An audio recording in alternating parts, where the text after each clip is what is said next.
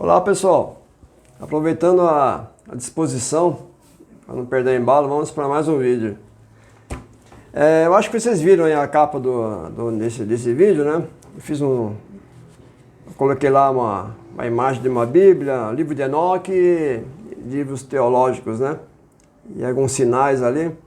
Acho que a maioria vai entender. Esse é o terceiro vídeo já que eu venho já batendo nessa tecla, né? Com relação a um pensamento errôneo de alguns que possam estar pensando que venho a batalhar pelo livro de Enoque fazer parte da nossa Bíblia, né? De jeito nenhum. Eu já manifestei assim, nossa, seria maravilhoso se tivesse, né? Até um vídeo que eu fiz anteriormente, quando publicaram aquela a Bíblia Nova de ATEB, tradução ecumênica da Bíblia, eles incluíram 4 Esdras, né? Aceito uma das igrejas ortodoxas, né? Eu falei, nossa, eu acho que futuramente eles vão encaixar o livro de Enoque aqui, né?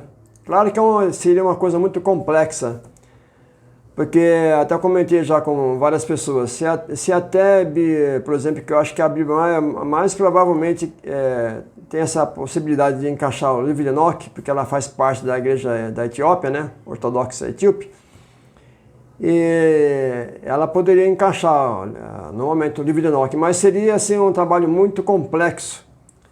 Porque, primeiramente, eles teriam que escolher um texto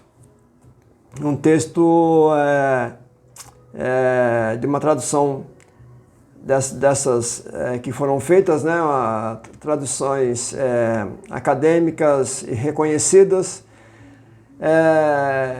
Teria o trabalho de autorização, isso é complexo também. E como ficaria também as notas de rodapé, né? Isso aí daria um trabalho assim, monumental. Então, se por um acaso eles têm esse desejo, seria um trabalho, acredito que muito demorado, né? Tem um inscrito aqui do canal que ele comentou aqui nos vídeos, dizendo que parece que na Inglaterra eles estão, segundo uma fonte que ele viu, parece que eles querem encaixar o livro de Enoque como sendo um estudo, né? Bíblia de estudo encaixa no livro de Enoque, né? Não faria parte do cânon, seria um livro à parte como estudo. Eu ainda não vi essa notícia, depois eu vou olhar com mais calma, né? E aí seria válido, né? Mas longe de mim causar escândalo, porque aqui no Brasil, infelizmente, eu acho que 95% dos cristãos talvez não tenham conhecimento do livro de Enoque, da sua importância. E a gente nota que, mesmo nos meio teológico, o Brasil faz parte de uma tradição anti-enoquiana, né? Sem maldade, né? É uma coisa que vem assim... não vou nem me aprofundar mais nisso, mas depois eu vou trazer dados mais consistentes nisso, né? Mas... pelas leituras que eu venho trazendo nos vídeos aqui, né, mesmo em obras teológicas usadas nas próprias igrejas, né, vocês veem que lá fora o livro de Enoque é totalmente estudado, aceito. Tem comentarista que cita normalmente o livro de Enoque como referência, como fonte e tal. E o Brasil sempre é mais atrasado, sempre foi, né, inclusive, né. E é isso aí, pessoal. Então quem viu aí a capa do vídeo, acho que percebeu, né? Que eu também tenho a Bíblia como sendo a minha base, né? Dos ensinamentos sobre Jesus, a salvação em Cristo e a promessa da volta de Jesus. Eu sempre falo isso, eu sempre gosto de reforçar um pouquinho, né? Aliás, é sempre bom reforçar, né? Eu creio no arrebatamento da igreja, eu acho que o arrebatamento vai ser a qualquer instante. Eu pertenço àquela linha, né, dos assim chamados pré-tribulacionistas, né? Eu creio nos dons espirituais, que existe uma moda aí, né, de cessacionistas, né? Eu acho tão infantil, mas... Ai, meu Deus. E assim, né, é o que eu creio, né? Então, assim, pessoal, então eu estou reforçando porque a gente faz... Eu comecei a fazer vídeos, né? Primeiramente, eu comecei a fazer vídeo, era para fazer um vídeo só, praticamente. Eu vou até relembrar, né? Eu fiz o primeiro vídeo devido a tantas bobagens, né, que se vê falado sobre o livro de Enoque na internet, né? E livros totalmente fora de padrão, e as pessoas comprando, às vezes pagando até caro, né? As pessoas às vezes se esforçam para comprar. Aí as pessoas, pessoas que comprarem um livro de Enoque por aí, né, só para ter um conhecimento, só para saber o que se trata, beleza, mas as pessoas que querem estudar, avançar, as edições estão por aí, tudo fora de capítulos e versículos, tudo fora de ordem, não segue um padrão acadêmico, né? Aí eles vão comparar com livros de estudos, aí o livro que eles têm, vamos supor, no primeiro vídeo eu expliquei bem isso, né? Eles vão pegar um livro de estudo e lá fala Enoque capítulo 50, verso 3, aí ele vai nesses dentes que eles têm aí, e não vão achar. Então é muito triste. Então o meu primeiro vídeo foi para ajudar essas pessoas, né? E aí depois o pessoal foi me incentivando a fazer mais vídeos e tal, e a gente acaba até acostumando, né? Eu sou um péssimo... eu gaguejo muito, porque para quem nunca fez vídeo, eu falando aqui para a câmera sozinho, né? É como se eu fosse um louco falando, né? Acho que acontece com todo mundo, né? Até acostumar... a gente fica aqui falando sozinho praticamente. Então, agora que eu estou acostumando um pouquinho mais, né? Mas, então, meu primeiro vídeo eu expliquei bem isso e era para ser só um. Eu comecei a avançar. Então, assim, a partir do momento que você começa a fazer vídeo, muita gente vendo os vídeos, você tem responsabilidade do que você fala, né?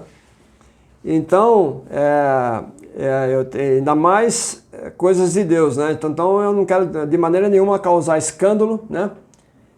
Dizendo que eu quero alterar a Bíblia, quer dizer, né? Quem sou eu?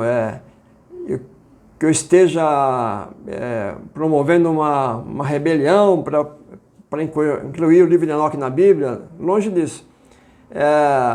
Eu já expressei minha opinião aqui, eu acho que ainda mais um país que não o Brasil, né?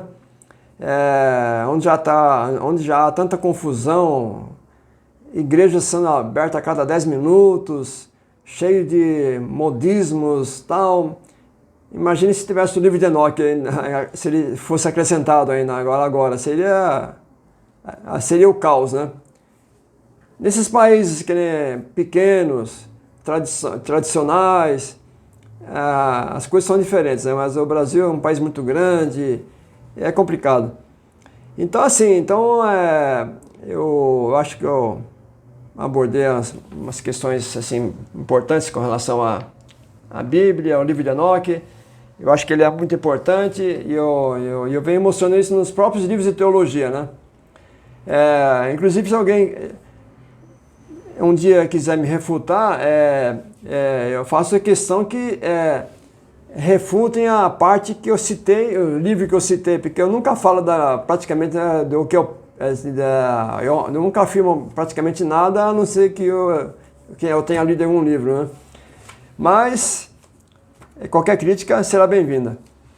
Então, pessoal, hoje eu estava vendo aqui na minha papelada, eu estava vendo aqui um livro do autor David Harold Stern, o Comentário Judaico do Novo Testamento.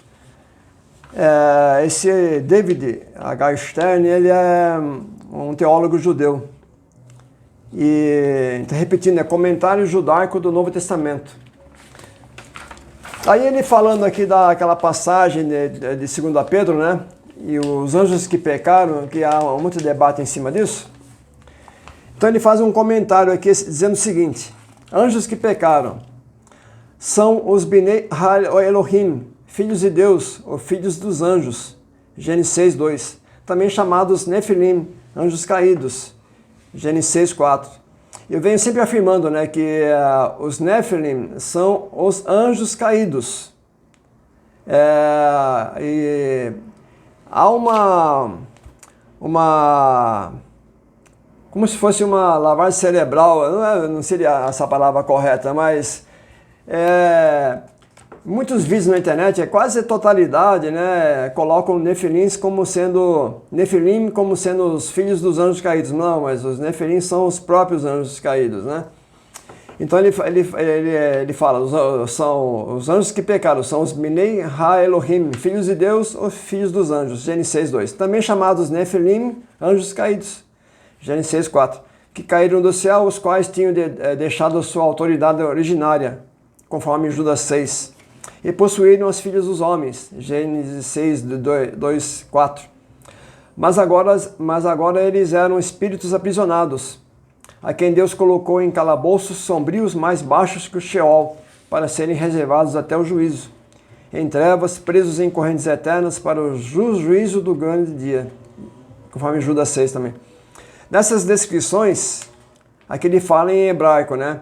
Kefa e Yehudá não estão usando a sua imaginação, mas baseando-se nas elaborações da narrativa de Gênesis, as quais podem ser encontradas nos antigos escritos judaicos, tais como o primeiro Enoque, escrito no século I antes da Era Comum.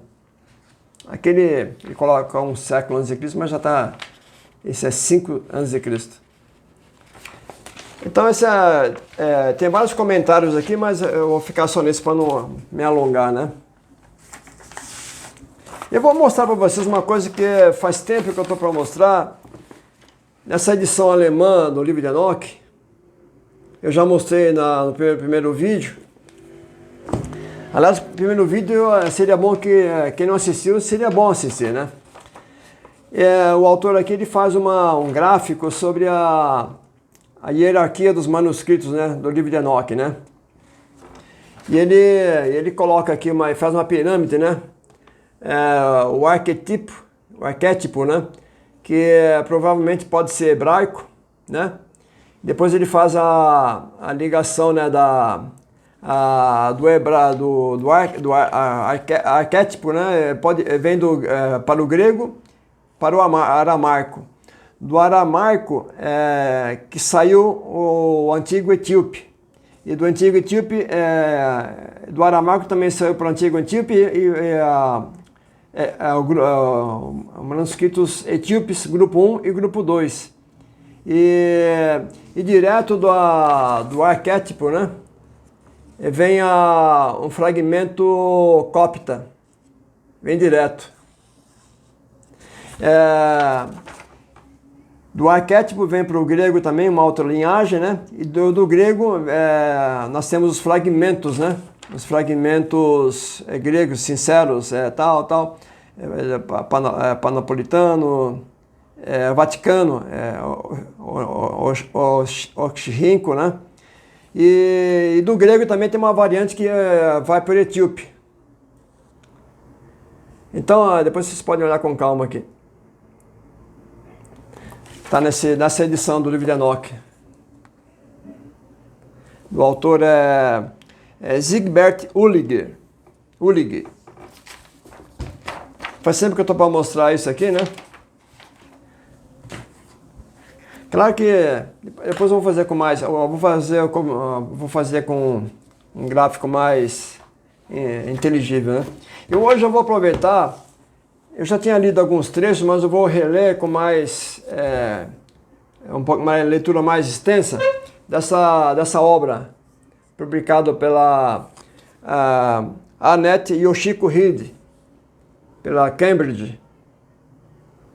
Essa obra aqui, todo mundo que queira entender mais sobre o livro de Enoque, seria bom ter essa obra. Anjos Caídos e a História do Judaísmo e Cristianismo. A recepção da literatura enóquica. pela Cambridge. É um livro fundamental. Eu retirei uns trechos aqui, né? Eu já li muita coisa dele, mas eu vou repetir porque isso aqui precisa ficar gravado para vocês, né? Aí na página 221 em seguida. Os estudiosos concordam que o primeiro autor cristão conhecido a citar a interpretação setiana foi, assim, deixa eu confirmar, né? Eu extraí aqui a parte que ela trata da interpretação, os filhos de Deus como sendo os filhos de Sete. Uma tradição, na verdade, pouco se fala, mas é uma tradição gnóstica, né? Os gnósticos setianos, eles têm assim Jesus Cristo como sendo a encarnação de Sete, né? Aliás, é muito triste, né, ver pastores, teólogos falando dos filhos de Deus sendo a linhagem santa de Sete, né? Isso é absurdo. Então, na página 221 em seguida, né, os estudiosos concordam que o primeiro autor cristão conhecido a citar a interpretação setiana foi Júlio dos Africanos. Júlio dos Africanos é o primeiro historiador cristão conhecido por produzir uma cronologia universal. Os estudiosos concordam que o primeiro autor cristão conhecido a citar a interpretação setiana foi Júlio dos Africanos, no terceiro século, e que essa interpretação efetivamente substituiu a interpretação angélica no quinto século, assimilando muitas tradições enóquicas sobre os anjos caídos no processo. Há, no entanto, desacordo sobre as suas origens exatas em relação à exegese rabínica. É tentador ver as tradições cristãs sobre os filhos de Deus como sendo setianos, como resultado da influência judaica, devido ao precedente rabínico para a adoção de uma abordagem evemerística, de Gênesis 6, de 1 a 4, em lugar de uma abordagem angélica. Bem como a popularidade da tradição setiana entre os cristãos de língua síria no Império Sassânida, que tinham mais contatos culturais com os judeus rabínicos do que com suas contrapartes no Império Romano. Mas não encontramos paralelos para a identificação dessas figuras como filhos de Sete em fontes judaicas antigas. Isso é importante. Dentro da literatura judaica, a interpretação setiana de Gênesis 1 a 4 ocorre primeiro só nos primeiros escritos medievais. No caso, por exemplo, Piquet de Rabi Eliezer, 22. Os especialistas Gedaliahu Stromza e Sebastian Bruck sugerem que essa identificação de filhos de Deus já tinha sido assumida por Flávio Joséfo, em Antiguidades Judaicas 1:7274. Eles, portanto, leem o Midrashim pós-talmúdico como evidência de uma tradição exegética de longa data no judaísmo, que influenciou direta ou indiretamente Júlios Africanos. Outros estudiosos foram mais cautelosos ao interpretar os comentários de Joséfo. William Adler, por exemplo, conclui que Joséfo fornece uma leitura evemerística de Gênesis 2, enquanto aquém da identificação dos setianos com os filhos de Deus.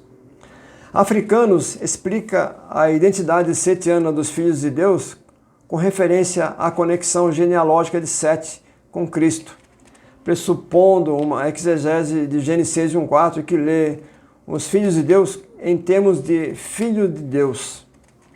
Além disso, havia uma série de interpretações não angélicas dos filhos /anjos de Deus corrente nos séculos 3 e 4, incluindo interpretações alegóricas, por exemplo, Orígenes, Dídimo, bem como a visão de que eles eram os filhos de Enos, uma figura antediluviana exaltada pelos cristãos e denegrida pelos judeus rabínicos, por exemplo, Cirilo de Alexandria. A complexidade de nossas evidências destaca a necessidade de se distinguir entre duas questões. Uma, o impacto da exegese judaica, ou especificamente rabínica, de Gênesis 6, de 1 a 4, sobre o abandono cristão da outrora tradicional interpretação angélica dessa perícope em favor da não angélica, e ou abordagens efemerísticas. 2. A possibilidade de que os cristãos adotaram a interpretação setiana dos judeus. Albertus Friedrich Johannes Klein aponta que os cristãos siríacos, ao argumentarem pela adoção da abordagem setiana no lugar da angélica, às vezes traem sua consciência de tradições rabínicas sobre os filhos de Deus, como nobres, juízes. Ao mesmo tempo, ele aponta para a falta de evidências para a conclusão corolária de que a interpretação setiana era judaica assumida pelos cristãos. Quando examinamos a evidência dessa perspectiva, é igualmente provável que as afinidades entre as expansões siríacas cristãs de Gênesis 6, 1 a 4 e aquelas em fontes judaicas posteriores reflitam influência na direção oposta. O professor Philip S. Alexander propõe que a interpretação setiana pode ter entrado no pensamento judaico a partir da tradição cristã. Como Adler e Klein enfatizaram, não podemos descartar o fato de que o primeiro autor conhecido, ou seja, Július Africanus, a expressar essa opinião também é uma das figuras fundamentais da cronografia cristã. Isso é bom também prestar atenção. O desenvolvimento desse motivo parece ter sido moldado pelas preocupações distintas dos cronógrafos, particularmente no que diz respeito à harmonização de diferentes fontes sobre a história humana primitiva e o debate sobre as origens da astronomia calendárica. Portanto, talvez seja melhor considerar o surgimento da interpretação setiana no contexto de esforços mais amplos de cronógrafos para conformizar o relato bíblico da história humana primitiva às normas da historiografia helenística, para a qual as antiguidades judaicas de Flávio Joséfo serviram tanto como precedente como de uma fonte. Também é muito interessante essa constatação. O relato de Flávio Joséfo sobre a história antediluviana provavelmente esteja nas raízes da interpretação setiana, mas não no sentido direto sugerido por Stromza. Em vez disso, a equação dos filhos de Deus com os filhos de Sete pode derivar de uma interpretação cristã de Joséfo, à luz das tradições sobre Sete e Cristo, que surgiram durante a busca por alternativas naturalistas para o mito da descida angélica, ambas como uma interpretação de Gênesis de 1 a 4 e como um relato da história humana primitiva. Na medida em que o relato de Joséfo sobre os setianos fornece uma etiologia alternativa do conhecimento astronômico, também parece ter facilitado a integração do motivo da instrução e outros elementos do mito enóquico da descida angélica na interpretação setiana de Gênesis 1 a 4. Gênesis 6, de 1 a 4. Em alguns casos, esse movimento claramente resulta de um esforço deliberado para minar os textos e tradições enóquicos. É forçado. Não é forçado, é complicado, né? Serenus, um monge no Baixo Egito, por exemplo, contesta a crença popular de que os anjos ensinaram os homens práticas pecaminosas e várias artes, atribuindo a origem dessas artes aos setianos. Em uma combinação inteligente do mito enóquico, da descida angélica e do relato de Joséfo sobre os setianos, ele especula que eles aprenderam a maldade com suas esposas cainitas, e assim começaram a usar seu conhecimento especial das estrelas para fins mágicos e idolatrias. Nós encontramos um desenvolvimento semelhante na tradição cronográfica. Nossa evidência sugere que o Livro dos Vigilantes provou ser um texto de prova útil para os primeiros cronógrafos, em grande parte devido ao motivo da instrução. A relutância de africanos em aceitar a interpretação angélica de Gênesis 6, de 1 a 4 está ligada aos ensinamentos dos vigilantes sobre as estrelas, aqui descritos como astronomia, em oposição à adivinhação celeste. Da mesma forma, tanto o Livro dos Vigilantes quanto o motivo de instrução desempenham papéis importantes no relato de Panodoro, um monge bizantino egípcio, da história inicial dos cálculos do calendário, permitindo-lhe explicar as cronologias caldeia e egípcia da história humana primitiva como baseadas em uma compreensão equivocada dos ensinamentos do anjo caído Cocabiel sobre a astronomia. A leitura de Panodoro do mito da descida angélica logo recebeu um toque evemerista de seu contemporâneo mais jovem, o monge Aniano.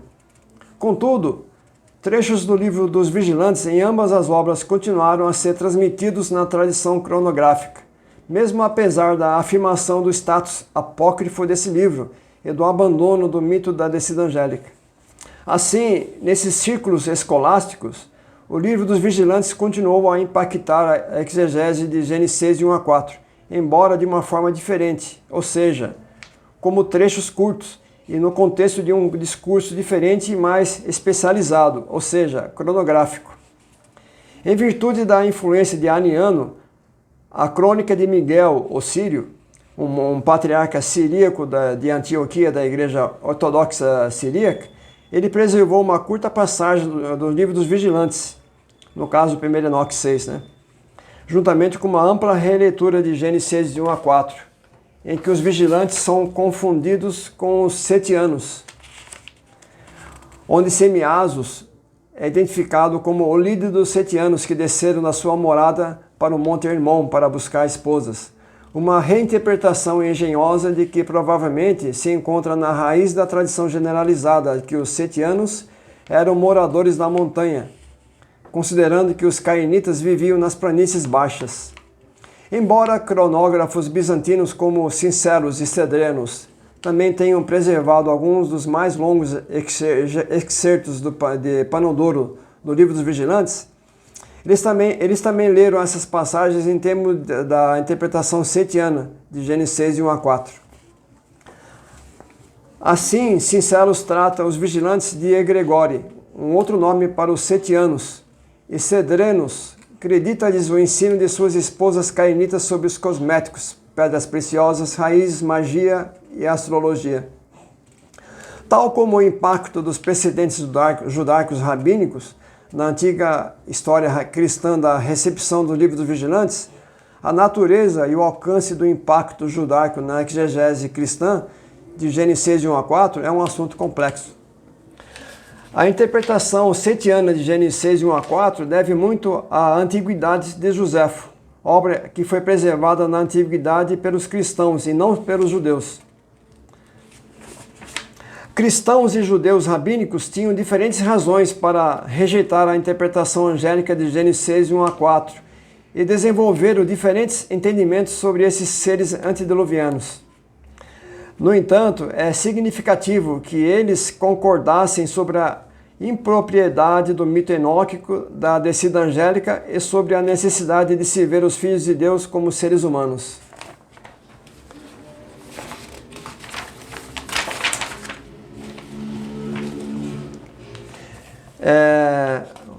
Aqui está um subtítulo: Cenários para a transmissão contínua do livro dos vigilantes.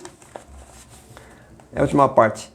Seria ingênuo supor que as ações da eclesiarquia tenham prontamente provocado o abandono do livro dos vigilantes e o mito enóquico da descida angélica por parte de todos os cristãos do Império Romano e além. Na verdade, grande parte da nossa evidência primária sobre a circulação do livro dos vigilantes vem após o IV século. Como já mencionado, a tradução grega do livro agora sobrevive em fragmentos a partir do V ou VI século, como o Codex Panapolitanos. Da mesma forma, a coleção etíope de 1 Enoque atesta a disponibilidade do Forlargen grego da Etiópia do livro dos vigilantes, livro astronômico, a parábola de Enoque, livro dos sonhos, a epístola de Enoque, entre meados do século entre meados do IV e VI séculos. A partir dessa constatação, é óbvio que alguns cristãos continuaram a usar o livro dos vigilantes, mesmo após a rejeição da autenticidade, autoridade e antiguidade dos livros de Enoque pelos líderes da Igreja no Império Romano. Mas, em contraste com a prática difundida de pseudepígrafos enóquicos antes do V século, parece que esses textos continuaram a ser cultivados apenas em grupos e em áreas geográficas específicos.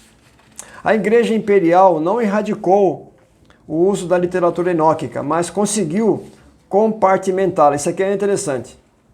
A Igreja Imperial não erradicou o uso da literatura enóquica, mas conseguiu compartimentá-la, mesmo para além da sua circulação já limitada.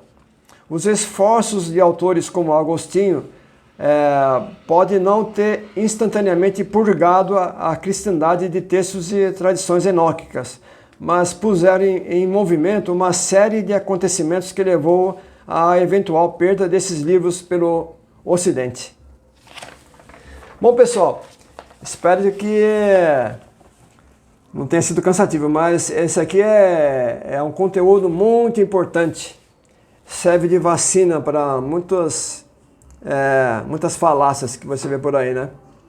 Então, pessoal, para não ficar muito comprido, ficamos por aqui. Quem sabe eu faço mais um vídeo logo, logo. Até a próxima, pessoal.